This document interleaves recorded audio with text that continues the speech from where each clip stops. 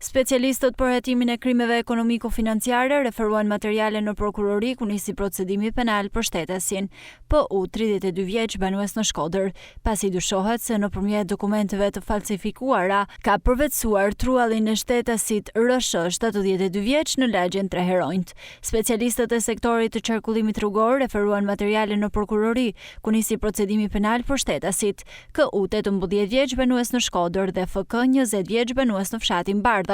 pasi u kapën duke drejtuar automjetin pa leje drejtimi, dhe GM 55 vjeç banues në fshatin Bardhaj, pasi u kap duke drejtuar motomjetin pa leje drejtimi. Specialistët për hetimin e krimeve të Komisariatit të Policisë Shkodër referuan materiale në prokurori ku nisi procedimi penal për shtetesit RD 67 vjeç dhe HM 50 vjeç, pasi nga kontrollet e kryera në bashkëpunim me shërbimet e OSHE në banesën e tyre u konstatuan lidhje të paligjshme të energjisë elektrike. Materialet proceduriale u referuan prokurorisë pranë gjykatës së shkallës së parë të jurisdiksionit të përgjithshëm Shkodër për veprime të mëtejshme.